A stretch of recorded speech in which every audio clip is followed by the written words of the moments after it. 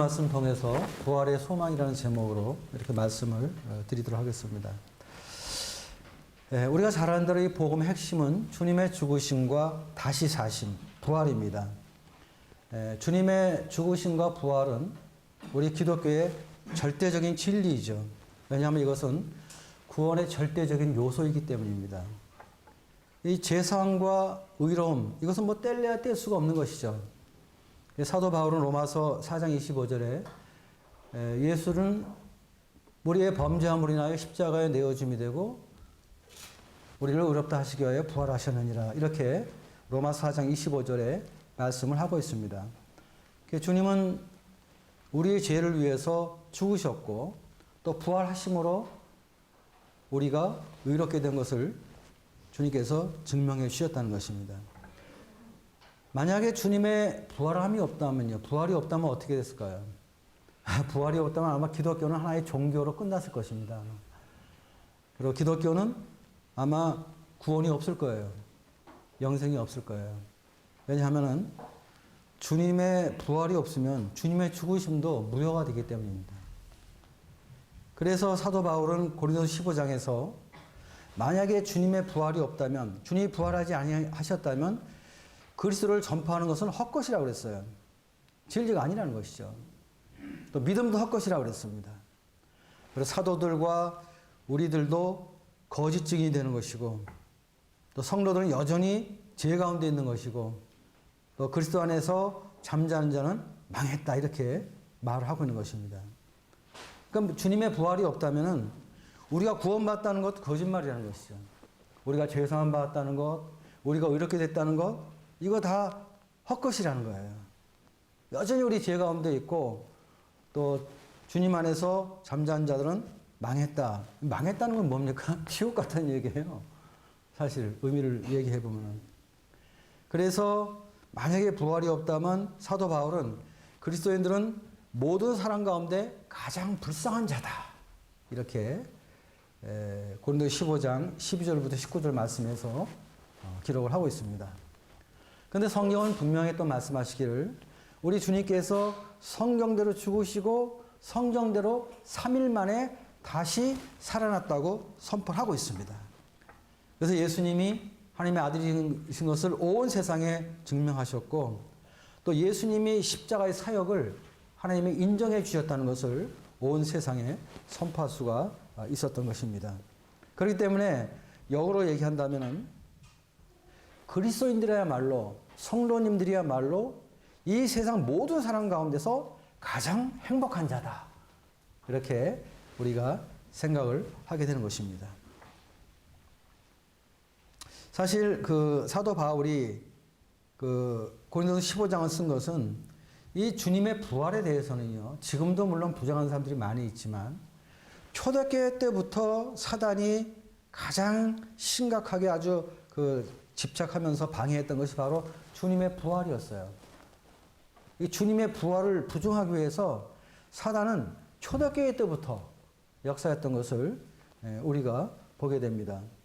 사도 바울이 고린도서 15장을 기록한 것도, 우리가 13장은 사랑장이라고 얘기하지만 15장은 부활장이라고 얘기를 하죠. 그 당시 성도들 가운데서도 부활에 대해서 의심을 가졌던 분들이 계셨어요. 물론 그 당시 성도들은 주로 유대인들이었죠. 구약시대의 이스라엘 사람들은 사람이 죽으면 음부에 간다고 생각했어요. 그래서 다시 음부에서 부활한다는 것에 대해서 많은 사람들이 회의를 가졌고, 초대교회 성도들 가운데서도 그런 의식을 가진 사람들이 많이 있었습니다. 또 디모데후서 2장에 보게 되면은 후메네오와 빌레도 같은 사람들도 부활을 부인했어요. 지금 디모데후서에 기록되어 있는 이 사람들은 평범한 성도가 아니라 아마 사역자였을 겁니다.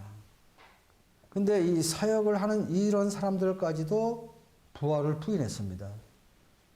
육신의 부활을 믿지 않았던 것이죠. 이 거듭나는 것이 부활이다, 이렇게 이야기를 함으로 인해서 육신의 부활을 부정했습니다. 그런 가운데서 사도 바울이 15장 말씀을 기록하면서 부활이 무엇인가에 대해서 아주 명쾌하게 기록을 했죠.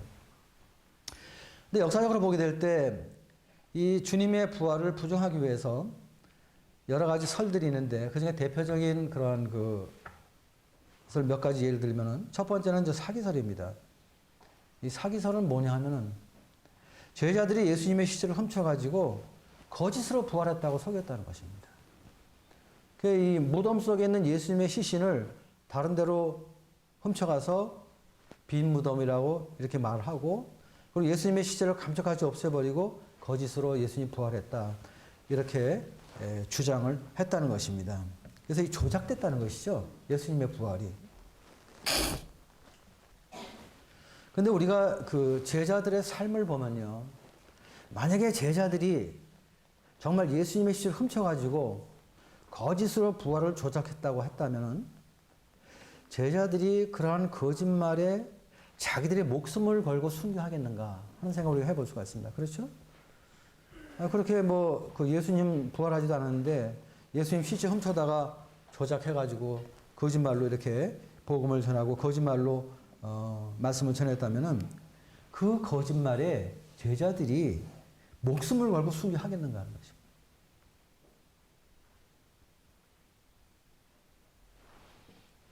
사실 주님의 제자들은 다 순교했거든요. 요한만 빼놓고 다 순교했습니다.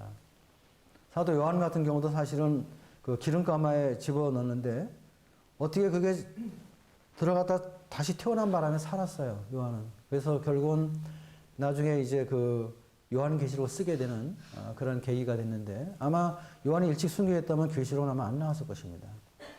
그 외에 다른 제자는 다 순교했습니다. 근데 거짓말에 순교할 사람들이 있겠습니까? 말이 안 되죠. 사실은 이런 조작을 하려고 했던 사람들은 대제사장들과 장로들이었습니다. 여기 마태복음 28장 11절부터 15절까지 보게 되면은 주님이 부활하셨어요. 그래서 이제 군인들이 이 사실을 알렸을 때 이 장로들이 군인들에게 돈을 주면서 13절에 보면은 이르되 너희는 말하기를 그의 제자들이 밤에 와서 우리가 잘 때 그를 도적질하여 갔다 하라. 이렇게 조작을 했어요, 사실은. 대제사장과 서기관들이 장로들이 조작을 했어요. 이러한 이 조작된 이러한 것들이 사실은 교회 역사 속에서 계속 이것이 내려왔던 것입니다.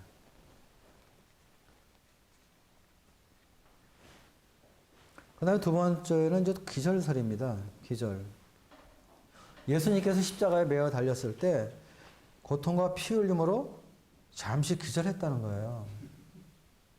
기절했는데 그 기절한 시체를 이제 그 무덤에 놓는데 이제 이스라엘의 무덤은 동굴 같은 곳이잖아요. 굴. 이렇게. 우리처럼 이렇게 척으로 묻는 게 아니잖아요. 그래서 이제 그 동굴 속에 이렇게 놓는데 이제 동굴이 선을 하고 또 여러 가지 또 그 향료가 있어서 좋은 냄새가 났기 때문에 몇 시간의 휴식을 통해서 소생했다는 것입니다. 다시. 그래서 그리스도가 십자가에서 완전히 죽은 것이 아니라 잠깐 혼절했다가 몇 시간 후에 다시 살아났다. 그러니까 살아났다는 것이 아니죠. 소생했다. 소생했다. 이렇게 이야기를 하고 있습니다. 근데 사실은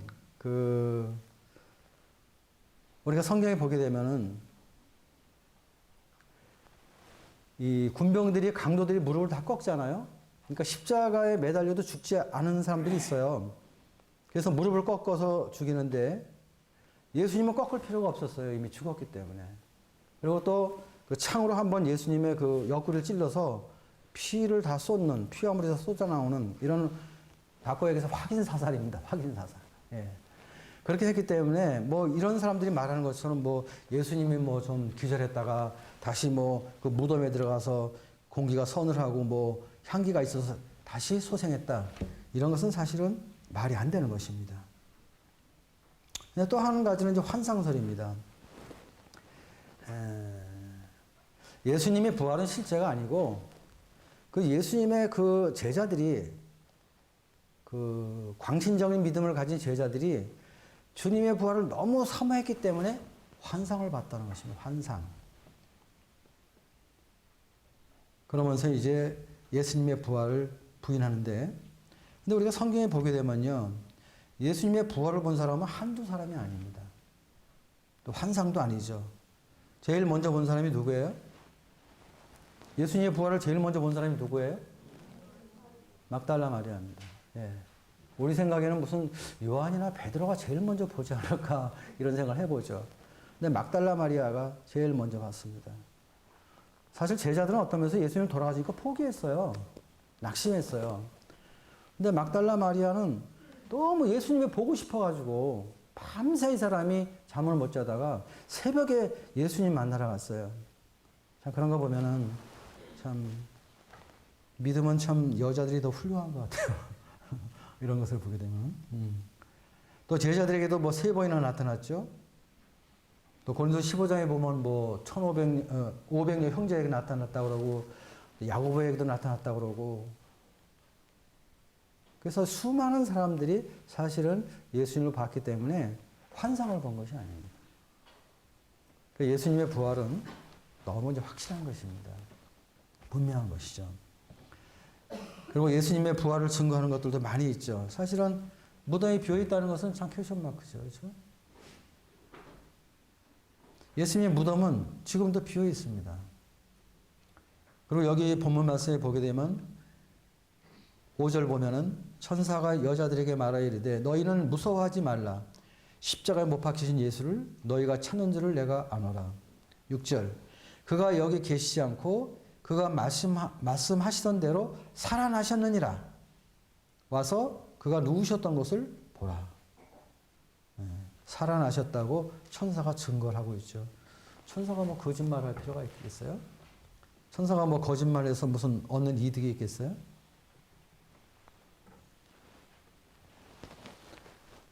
또 베드로나 12제자나 500여 형제나 많은 사람들이 또 주님의 부활을 목격했고 신약 성경이 복음서에서 증거하면서 오늘날까지 성경 말씀이 전해지고 있다는 것도 주님의 부활을 증거하는 것입니다. 그리고 전 세계에 수많은 그리스도의 몸된 교회가 세워진 것도 사실은 주님이 부활한 것을 우리에게 보여주고 있는 것이죠. 주님이 부활하지 않았다면 그렇게 세워질 수가 없는 것들이죠. 그럼 주님의 부활은 어떤 부활이었을까 하는 것입니다. 여러 가지 뭐 설들이 있는데 그건 설이라는 것은 가상이잖아요. 그건 진리가 아닙니다. 그거는 뭐 진화론 그건 진리가 아니에요. 하나의 이론이에요. 이론. 이론을 갖다가 어떻게 증명해가지고 뭐 그것을 증명하는데 그것은 하나의 이론이지 진리가 될 수 없어요. 근데 주님의 부활은 진리이거든요. 사실이라는 것입니다. 첫 번째 우리가 생각해 보는 것은 주님의 부활은 실제적인 부활이었다. 무슨 뭐 환상이라든지 무슨 뭐 조작했다든지 무슨 뭐 기절했다든지 그런 것들이 아니라 예수님의 부활은 성경을 보게 될 때 실제적인 부활이라는 것입니다. 특별히 그 십자가형을 집행했던 로마 군병들이 예수님의 죽은 것을 확인하고 다리를 꺾지 않았잖아요. 또 창으로 확인까지 했고. 또 예수님도 요한계시록에 보게 되면요. 1장 18절에 그렇게 말씀하셨습니다. 내가 전에는 죽었었노라. 이런 말씀을 하세요. 예수님은 분명히 죽었다가 다시 사신 그런 분이시고 실제적인 부활이다 하는 것입니다. 그리고 두 번째 예수님의 부활은 육체적인 부활이다. 어떤 뭐 영이나 무슨 환상 뭐 이런 것으로 부활한 것이 아니라 주님은 육체로 부활하셨다는 것입니다. 육체로. 누가복음 24장에 보게 되면 처음에 제자들도 예수님이 부활하셨을 때 영인 줄 알았어요. 제자들도. 영인 줄 알았죠. 그러니까 주님께서 나를 만져보라고 말씀하시고 영혼은 뼈와 살이 없다고 말씀하시고 또 주님이 또 생선을 가져오라고 그래서 또 생선을 잡수시고 또 마태복음 28장 여기 9절에 보면은 예수께서 그들을 만나 이르시되 평안하냐 하시거늘 여자들이 나아가 그 발을 붙잡고 경배하니 10절 이에 예수께서 이르시되 무서워하지 말라 가서 내 형제들에게 갈릴리로 가라 하라 거기서 나를 보리라 하시니라.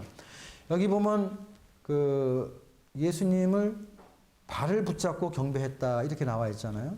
그러니까 예수님의 부활은 어떤 영이나 어떤 환상이 아닌 실제적인 부활이다 하는 것을 우리가 이 말씀에서 볼 수가 있고 또 뭐 20장에 보게 되면 저 도마에게도 나타나셨을 때 도마는 부활을 진짜 부인했잖아요. 그래서 내가 예수님의 그 창자옥에 손가락을 놓아봐야 내가 믿겠다. 뭐 이런 말까지 했는데 주님이 그 말씀 들으셨잖아요. 그래가지고 실제 도마가 있을 때 좀 나타나셔가지고 믿음 없는 자가 되지 말고 와서 만져봐라 이렇게 이야기를 할 때 그 도마가 나의 주님, 나의 하나님이라는 이런 고백을 하게 되는 것을 우리가 말씀 가운데서 보게 됩니다. 예수님의 부활은 어떤 그 환상이나 명예의 부활이 아닌 실제적인 부활이다 하는 것입니다. 그리고 예수님의 부활은 특별한 부활이라는 것입니다. 왜 특별한 부활이냐 하면은 예수님 외에도 사실 죽었다가 산 사람들이 좀 있어요. 그렇죠? 구약시대도 보면은 사르밧 과부의 아들 같은 경우도 다시 살았습니다. 엘리야가 다시 살렸어요. 또 수넴 여인의 아들도 엘리사가 다시 살리는 모습을 보게 되고 또 복음서에 보게 되면 예수님도 몇 사람 살리셨죠. 우리가 잘 아는 나사로를 좀 살리셨죠. 또 뭐 마가음 5장에 보게 되면 회당장 야이로의 딸이라든지 또 나인성 과부의 아들 뭐 이런 여러 사람들을 살린 것을 우리가 보게 됩니다. 근데 문제는 그 사람들은 살았는데 다시 죽었어요. 다시 다 죽었잖아요. 그렇죠? 그러니까 주님이 부활한 영광스러운 그런 부활체를 입은 몸은 아니었어요. 살긴 살았지만 옛날에 그 몸 가지고 사는 것이지 새롭게 부활한 영광스러운 몸이 아니었단 말이에요. 죽기 전과 같은 몸이었어요. 그러니까 또 죽었죠. 근데 예수님은 좀 다른 몸이죠. 부활하신 몸이에요. 그래서 제자들이 문을 꼭 걸어 잠그고 있는데 주님 그냥 문을 그냥 슬쩍 통과하고 이렇게 오셨잖아요. 우리 문 잠가 있으면 우리는 못 들어가잖아요. 근데 문 잠가 있는데도 주님 통과하셨어요. 어떤 그 시공을 초월한 그런 몸이었고 주님이 부활한 몸은 죽지 않는 몸입니다. 영광스러운 몸이었습니다. 이런 특별한 부활이 바로 그리스도의 부활이라는 것입니다. 사실 세상에 많은 종교들이 있지만 부활을 얘기하는 종교는 하나도 없습니다. 또 많은 그 종교를 창시한 사람들이 있지만 다 죽었지 부활한 사람은 없습니다. 근데 부활한 사람은 유일하게 우리 주 예수님밖에 없습니다. 그래서 예수님의 부활은 참 우리에게 놀라운 소망이 되는 것인데요. 왜냐하면 예수님의 부활과 우리와는 아주 밀접한 관계가 있기 때문입니다. 예수님이 부활하셨다는 것은 우리에게 그러한 부활이 있다는 것을 우리에게 소망으로 주기 때문입니다. 그래서 이 부활의 소망에 대해서 간단하게 이렇게 몇 가지 나눠보도록 하겠습니다. 첫 번째 우리가 생각해 보는 것은 주님이 부활하셨다는 것은 그리스도 안에 있는 성도들도 그리스도처럼 동일하게 부활할 것이라는 것입니다. 그러니까 우리의 소망이 무엇입니까? 우리의 소망은 주님의 다시 오심이잖아요. 그러니까 주님의 다시 오시는 걸 왜 우리가 소망합니까? 우리도 주님처럼 부활할 수 있기 때문에. 그래서 주님의 다시 오심을 우리가 바라보는 것입니다. 우리 고린도서 15장을 보겠습니다.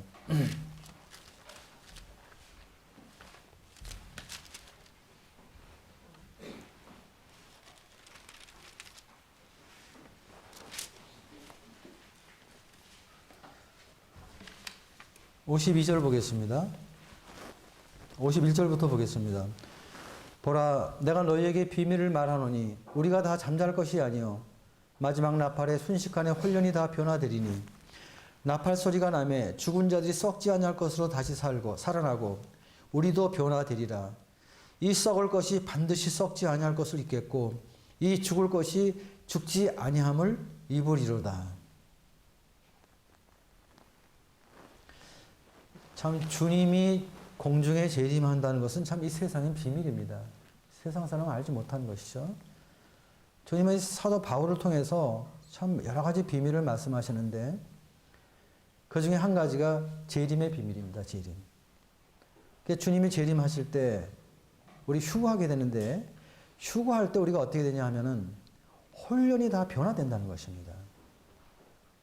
어떻게 변화되냐 하면 썩지 아니할 것이 다시 살아나고 우리도 변화되리라. 썩을 것이 반드시 썩지 아니할 것을 입겠고 이 죽을 것이 죽지 아니함을 입을 것이다. 주님의 재림 때는 영광스러운 몸을 입는 것입니다. 주님의 부활한 몸을 입게 되는 것이죠. 그때는 뭐 진짜 완전 성화된 몸이죠. 예, 정말 죄가 없는 몸이죠. 시간과 공간을 초월한 그런 몸이 될 것입니다. 사실 우리 육체는 썩거든요. 이 썩을 육체, 이 몸 가지고는 우리가 그대로 할날아가는 것은 아닙니다. 주님이 오시면 휴거하게 될 때 우리의 몸이 영광스러운 몸을 입음으로 인해서, 주님의 부활한 몸을 입음으로 인해서 우리가 하나님의 나라에 들어갈 수 있는 것이죠. 42절 보면요. 15장 42절. 죽은 자의 부활도 그와 같으니 썩을 것으로 심고 썩지 아니할 것으로 다시 살아나며, 욕된 것으로 심고 영광스러운 것으로 다시 살아나며, 약한 것으로 심고 강한 것으로 다시 살아나며, 육의 몸으로 심고 신령한 몸으로 다시 살아나니 육의 몸이 있은즉 또 영의 몸도 있느니라. 그래서 우리 현재 갖고 있는 몸과 부활한 몸의 차이점을 사도 바울은 분명하게 이렇게 말씀하는 것을 보게 됩니다. 우리 몸은 썩을 몸이거든요. 이거 썩어요. 그래서 우리가 이 사람이 죽으면은 우리가 이제 무덤에 묻잖아요. 땅에 묻잖아요. 어떻게 됩니까? 다 썩잖아요. 그렇죠? 근데 부활한 몸은요. 썩을 것으로 심고 썩지 아니할 것으로 다시 산다는 것입니다. 사실 우리 몸은 썩을 수밖에 없기 때문에 늙어요. 지쳐요. 그러니까 나이를 많이 먹으니까 젊을 때처럼 그렇게 건강하지 않잖아요. 또 나이를 자꾸 먹으면은 젊을 때보다 아무래도 좀 힘이 없어요. 딸리잖아요. 그렇죠? 또 뭐 병도 걸리잖아요. 또 뭐 죽음도 있잖아요. 그렇죠? 그리고 뭐 또 우리 마음속에 이렇게 뭐라 그럴까? 뭐 좀 시기하는 것도 있고요. 뭐 실투하는 것도 있고. 이런 게 뭐예요? 이게 사실 썩을 몸 안의 특징이란 말이에요. 근데 부활한 몸은 썩지 아니할 것으로 다시 산다는 것입니다. 여기 욕된 것으로 심고 영광스러운 것으로 다시 살아나면, 욕된 것. 사실 우리 몸은 여러 가지 부끄러운 점이 많이 있어요, 사실은. 조금 전에도 말씀드렸지만, 뭐 남을 시기하기도 하고, 미워하기도 하고, 뭐 또 음란한 마음을 갖기도 하고, 뭐 우리 마음속에 어떤 부패한 생각도 하기도 하고, 욕된 몸이기 때문에 사실은 우리가 그렇게 되는데, 그런데 이 욕된 것이 영광스러운 것으로 다시 살아난다. 죄의 권세로부터 해방되는 거예요. 죄의 존재로부터 해방되는 거죠. 정말 완전히 거룩한 몸이 되는 것이죠. 그러니까 현재 우리가 가지고 있는 그런 좀 별로 마음에 안 드는 부분들. 사실 제가 저를 봐도 마음에 안 들거든요. 저를 보면 실망스러워요. 실망스러운 게 많아요. 제 속을 보면요. 남이 알까봐 걱정스럽죠. 어떤 면에서는. 그런데 욕된 몸이기 때문에 그럴 수밖에 없지만, 근데 영광스러운 몸이 될 때는 정말 우리가 이런 것에서 우리가 확실하게 탈피돼서 정말 거룩한 그런 몸으로 변화되는 것이 바로 부활의 몸입니다.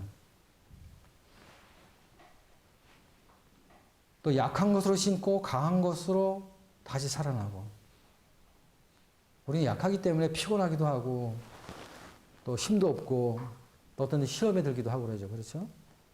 근데 부활한 몸은 그러지 않을 것입니다. 항상 강건하고, 부활한 몸은 시험도 안 들어요. 정말 이 부활에 대한 것을 이렇게 생각하면요, 참 마음에 기쁨이 있어요. 현재의 나를 보면 참 정말 정말 내가 내 자신을 봐도 마음에 안 들어요. 근데 남이 볼 때 어떡하겠어요. 그런데 부활한 몸을 쭉 묵상해 보면은 너무 좋아요, 사실은. 44절에 보면 육의 몸으로 심고 신령한 몸으로 다시 산다. 사실 육신의 몸은 세상 살기에 적합한 몸이지, 이 몸은 천국 살기에 적합한 몸이 아니에요, 사실은. 그런데 우리가 신령한 몸이 될 때 정말 영원하고 영광스러운 몸으로서 하나님 나라에 같이 있게 될 것입니다. 참 이러한 소망. 예수님의 부활은 정말 우리도 그리스도와 연합된 자로서 그리스도와 함께 그리스도처럼 부활할 것이라는 이 놀라운 소망이 있기 때문에 주님의 부활은 너무나 놀라운 것입니다. 주님은 부활하시는데 우리가 부활하지 않는다. 그럼 무슨 의미가 있어요? 그 부활이. 근데 주님이 부활하신 것처럼 그리스도 안에 있는 우리 모든 지체들도 같이 부활한단 말이에요. 그래서 이 주님의 부활은 우리에게 소망이 있는 것입니다. 지금은 형편없고 초라하고 좀 어떤 때는 부끄러운 그런 모습이 많이 있지만 정말 부활한 몸은 완전한 몸입니다. 정말 완벽한 몸입니다. 정말 참 이런 걸 생각하면 참 소망이 있어요. 마음에 좀 기쁨이 있고요. 사실은. 예? 그 다음에 이제 두 번째 생각해 볼 수 있는 것은요. 15장 57절 보겠습니다. 우리 주 예수 그리스도를 말미암아 우리에게 승리를 주시는 하나님께 감사하노니 그러므로 내 사랑하는 형제들아 견실하며 흔들리지 말고 항상 주의 일에 더욱 힘쓰는 자들이 되라. 이는 너희 수고가 주 안에서 헛되지 않은 줄 알미라.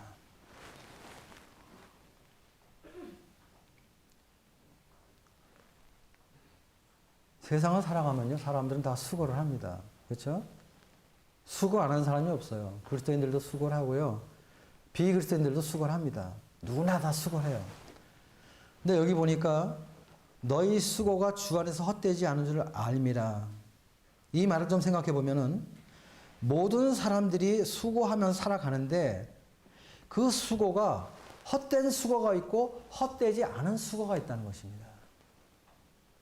그런데 여기 사도 바울은 너희 수고가 주 안에서 결코 헛되지 않는다는 것입니다. 바꿔 얘기해서 믿음으로 행하는 모든 행위에 대해서 주님께서 우리에게 보상한다는 것입니다.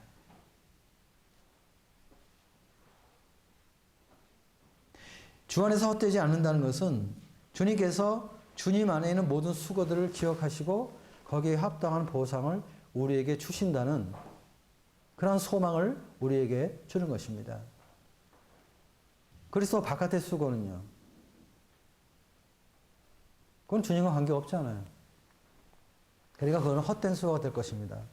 그러나 우리가 주님 안에서 주님을 섬기면서 행했던 모든 것들, 어떤 땀, 눈물, 또 여러 가지 고난, 또 여러 가지 헌신, 이런 것들에 대해서 주님께서 결코 헛되게 하지 않겠다는 것입니다.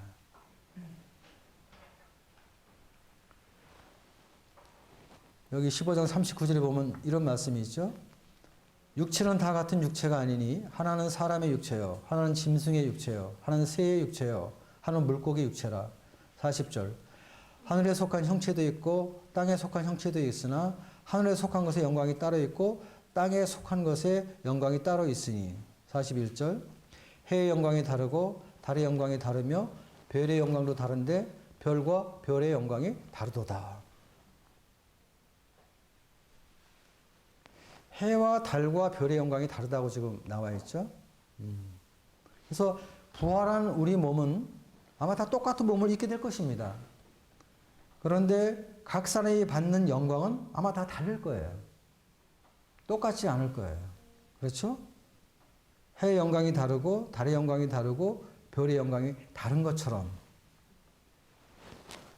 그것은 어쩌면 우리가 주님 앞에서 주님에 대한 충성과 헌신에 따라서 주님의 시상대 앞에서 심판대 앞에서 각기 다른 상급을 받게 될 것입니다.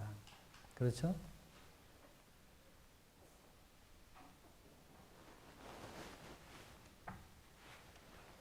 하나님은 공의로우신 하나님이시잖아요.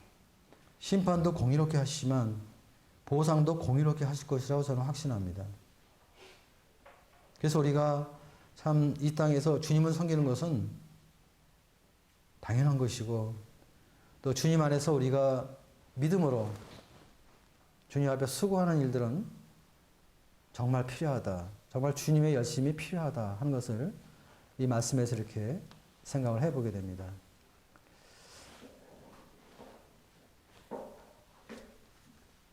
너희 수고가 주 안에서 헛되지 아니하다. 헛되지 아니하다. 58절에 보면은 그러므로 이 그러므로는 뭡니까? 너희가 진정으로 부활을 믿는다면 내 사랑하는 형제들아 견실하며 견고하며, 그러니까 우리가 주님을 섬길 때 우리 목적이 흔들려서는 안 돼요. 주님을 섬기는 일에 대해서는 우리가 견고해야 되죠. 그렇죠? 흔들리지 말고, 뭐 좀 어렵다고 그래서, 좀 시험에 들었다고 그래서 마음이 쉽게 바꾸거나 돌아서는, 또 무슨 어떤 유혹과 시험 때문에 도중에 하차하는, 이래서는 안 된다는 것입니다. 왜냐하면 주님의 부활이 있기 때문에, 그 부활 안에서 우리가 주님과 함께 받을 영광과 소망이 있기 때문에 우리는 우리의 목적에 대해서, 주님 섬기는 삶에 대해서 견고하고 흔들리지 말아야 된다는 것입니다. 그리고 항상 주의 일에 더욱 힘쓰는 자들이 되라. 주의 일에 힘쓰라. 여기서 말하는 것은 내 일이 아닌 주님의 일, 주님의 일에 더욱 힘쓰는 자가 되라. 그래서 게으름이 아니고 부지런하게 우리가 주님을 섬길 것을 우리에게 사도 바울은 권면하고 있는 것입니다. 왜냐하면은 너희 수고가 주 안에서 헛되지 않기 때문에. 왜 헛되지 않아요? 주님의 부활이 있기 때문에 헛되지 않은 거죠. 주님의 부활이 있기 때문에 결코 헛되지 않습니다. 그리고 부활하신 주님 앞에서, 부활하는 우리의 몸이 주님 앞에서 충분한 보상을 받기 때문에. 이런 걸 생각해 보면 우리가 사실은 주님 일에 우리 마음을 두고, 또 주님 아닌 세상 일엔 좀 우리가 적당히 하면 좋겠다, 이런 생각을 해봅니다. 너무 세상에 몰입하고 너무 세상 안에서 무슨 승부하려고 하는 것보다, 사실 우린 짧은 인생을 살고 있잖아요. 짧은 인생을 살고 있는 것입니다. 그래서 주님 안에서 우리의 수고가 헛되지 않기 때문에 주님의 일에 대해서 우리가 관심을 갖고 열심히 행하는 이런 것들이 우리에게 얼마나 필요한가. 왜? 부활의 소망이 있기 때문에 그렇다는 것입니다. 부활의 소망이 있기 때문에. 그 다음에 세 번째 보겠습니다. 세 번째 15장 29절 보겠습니다. 만일 죽은 자들이 도무지 다시 살아나지 못하면 죽은 자들을 위하여 세례를 받는 자들이 무엇을 하겠느냐? 어찌하여 그들을 위하여 세례를 받느냐? 30절. 또 어찌하여 우리가 언제나 위험을 무릅쓰리요? 형제들아, 내가 그리스도 예수 우리 주 안에서 가진 바 너희에게 대한 나의 자랑을 두고 단언하니 나는 날마다 죽노라. 내가 사람의 방법으로 에베소에서 맹수와 더불어 싸웠다면 내게 무슨 유익이 있으리요? 죽은 자가 다시 살아나지 못한다면 내일 죽을 터이니 먹고 마시자 하리라. 여기서 사도 바울이 말하는 것은 부활의 소망이 있기 때문에 죽음의 위험 속에도 담대하게 주님을 섬길 수 있다, 그런 뜻입니다. 여러 가지 위험이 있지만 우리에게 부활의 소망이 있기 때문에 설사 주님을 위해서 순교한다 할지라도, 순교하는 그런 위험이 있을지라도 담대하게 주님을 섬긴다는 것입니다.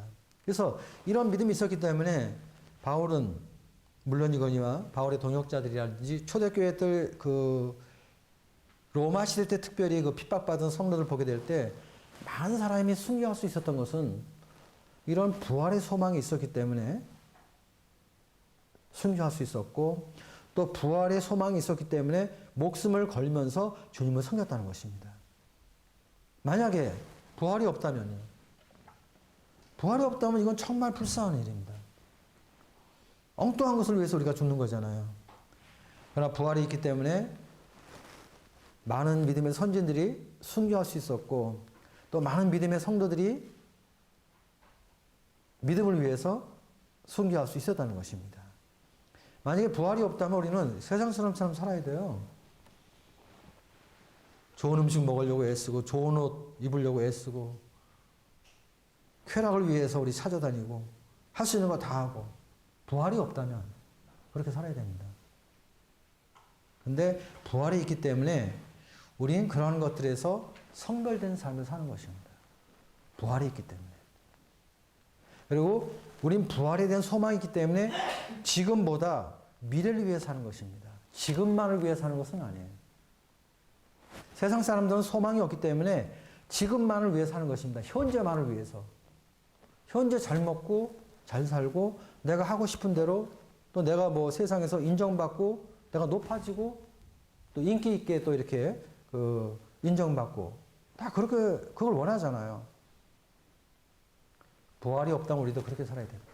부활이 없다면. 근데 부활이 있기 때문에 우리는 그런 것들에서 좀 더 거리를 두고 성별된 삶을 사는 것입니다. 그리고 지금만 바라보는 것이 아니라 미래를 바라보는 것입니다. 미래를 준비하는 것입니다. 그리고 미래를 위해 사는 그러한 믿음의 그러한 원시적인 그런 가치관을 갖게 되는 것입니다. 사실 이러한 부활의 소망이 있기 때문에 지금도 이 예수님 때문에 죽는 사람들이 많잖아요. 우리 대한민국은 그렇지 않지만 북한만 하더라도요. 뭐 성경 가지고 있다고 그래서 죽이고 무슨 믿음이 있다고 뭐 하나님 앞에 기도했다고 그래서 잡히면 뭐 무슨 강제 무슨 노동 뭐 하는 그런 데로 끌려가고. 저는 무슬림 쪽에서는요. 지난번에 제가 한번 말씀드렸죠. 저 로마에서 있었던 세계 수양회에서 브레드린 컨퍼런스에서 이란 선교사가 와서 간증을 하는데 18살짜리 고등학교 2학년 자매가 구원받고 복음을 전하다가 적발돼가지고 참수를 당했다고 그랬어요. 눈물을 흘리면서 그 얘기를 하더라고요. 지금도 이런 데가 있어요. 또 이 선교사들이 이런 무슬림 지역에 가서 복음 전하다가 붙잡히면 죽잖아요. 목숨 걸고 하는 것입니다, 사실은. 왜 그렇습니까? 부활이 있기 때문에. 부활이 있기 때문에 그렇게 하는 것이죠. 만약에 부활의 소망이 없다면 그렇게 할 이유가 없어요, 사실은. 그래서 참 부활은 참 우리에게 있어서는 놀라운 소망이라는 것입니다. 마지막으로 생각해 보는 것은 부활이 있기 때문에 주님이 우리 안에 거하신다는 것입니다. 영으로 거하신다는 것입니다. 주님이 부활하시고 성령을 우리에게 보내주셔서 예수님을 믿고 거듭난 사람들은 정말 성령님이 거하시는 것이죠. 성령이 거하시는 거죠. 그러니까 예수님이 부활했기 때문에 예수님이 영으로 내 안에 살아계시는 거예요. 그래서 성령께서 우리의 삶 속에 개입하시는 것입니다. 말씀을 통해서 우리를 격려하시기도 하고 책망하기도 하시고 또 교훈도 주시고 또 주님 앞에 무엇을 의뢰하고 주님의 인도하심을 구할 때 주님께서 말씀으로 또 인도해 주시고 또 어떤 사역이나 어떤 일을 하게 될 때 주님의 감동을 주셔서 그러한 일에 함께하게 하시고 어떤 때는 우리가 육신의 생각이 들어오면 하고 싶지 않잖아요. 하고 싶지 않습니다. 또 어떤 때는 게으르고 나태하잖아요, 우리가. 근데 주님께서 성령을 통해서 감동을 주시면은 뻘떡 일어나잖아요. 여러분도 그런 경험 없으세요?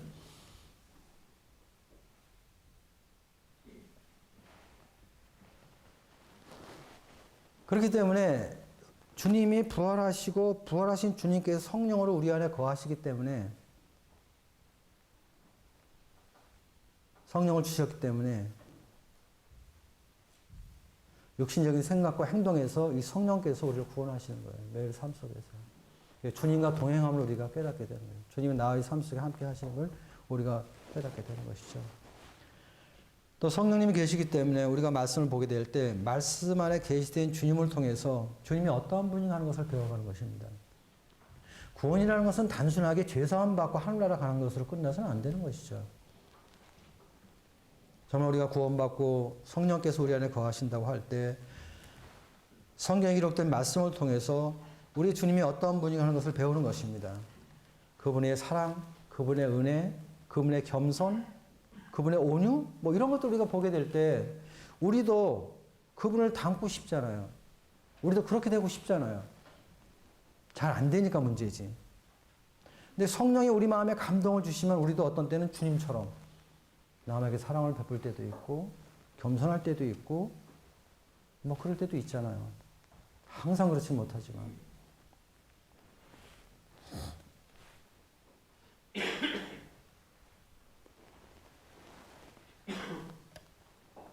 또 또 성령께서 감동을 주시면은 어떤 형제들하고 갈등 가운데 있을 때도요. 상대의 잘못도 내가 껴안을 수 있어요. 사실은. 우리 자신에게 그런 게 없는데 성령님께서 감동을 주실 때는 그런 은혜가 우리 삶 속에 이렇게 함께 하는 것입니다. 우리가 보통 이 주님과 관계가 끊어질 때 어렵죠. 주님과 관계가 끊어지면은 모든 문제를 다른 사람한테 돌려요. 다른 사람. 그리고 교회를 원망하고 불평하죠. 또 일꾼들을 원망하고 불평하죠. 이게 주님과 관계가 끊어질 때 그렇게 되는 것입니다. 그러나 이 주님 안에서 아주 친밀한 관계가 되게 될 때 우리는 살아계신 주님을 의지하고 의식하는 것입니다. 또 어떤 문제가 발생해도 그 문제가 나에게 있는 것을 알고 내가 주님 앞에 교훈을 받고 또 상대는 주님 앞에 맡기고 뭐 이렇게 살아가시는 겁니다. 이건 성령께서 우리 안에 함께 하실 때 가능한 것입니다.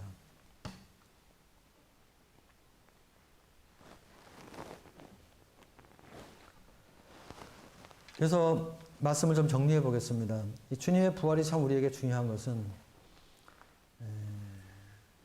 주님의 부활은 우리도 그리스도처럼 부활할 수 있기 때문에 참 주님의 부활은 우리에게 참 놀라운 소망이라는 것이고요. 또 두 번째는 주님의 부활이 있기 때문에 주님을 섬기는 삶 속이라는 모든 수고를 주님이 기억하신다는 것이죠. 결코 헛되지 않고 후일에 주님의 영광 안에서 영광으로 보상하신다는 것이죠. 세 번째는 부활의 소망이 있기 때문에 우리가 주님을 위해 살아가는 삶 속에 어떠한 죽음의 위험이 있을지라도 담대하게 주님을 섬길 수 있는 이러한 동기를 부여한다는 것이죠. 그리고 주님이 부활하셨기 때문에 주님께서 승천하시고 제자들에게 성령을 주신 것처럼 오늘날 구원받은 우리들에게 성령을 주셔서 성령의 인도하심과 성령의 감동 가운데 주님을 섬길 수 있도록 역사해 주신다는 것입니다. 주님의 부활은 우리에게 놀라운 소망이 되는 것입니다. 놀라운 기쁨이 되는 것입니다. 기독교계는 이제 부활절이라고 해서 아마 지난주에 이렇게 뭐 그런 행사를 가진 걸로 알고 있어요. 물론 뭐 부활절 행사도 좋지만, 그러나 주님의 부활은 일회성 행사로 끝나는 것이 아닙니다. 주님의 죽으심과 주님의 부활은 항상 기억해야 되는 것입니다. 그래서 우리가 매주 떡과 잔으로 주님을 기억할 때 주님의 죽으심과 주님의 다시 사심을 우리 매주 기억하는 것입니다. 그리고 우리 매일의 삶 속에서 주님의 죽으심과 부활을 또 의지하고 주님을 섬기는 것이죠.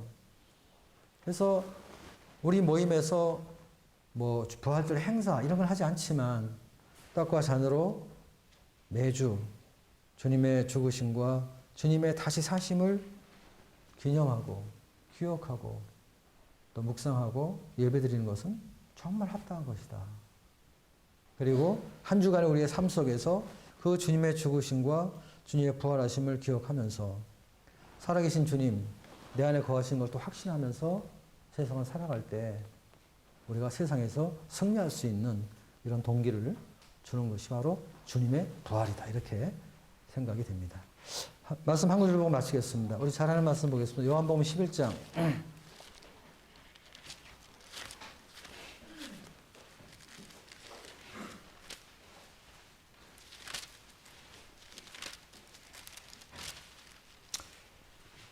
(25절) (26절입니다) 요한복음 11장 25절 26절 같이 한번 읽겠습니다. 시작. 예수께서 이르시되 나는 부활이요 생명이니 나를 믿는 자는 죽어도 살겠고 무릇 살아서 나를 믿는 자는 영원히 죽지 아니하리니 이것을 네가 믿느냐. 예, 마르다와 주님께서 대화하실 때 하신 말씀이죠. 나는 부활이요 생명이니.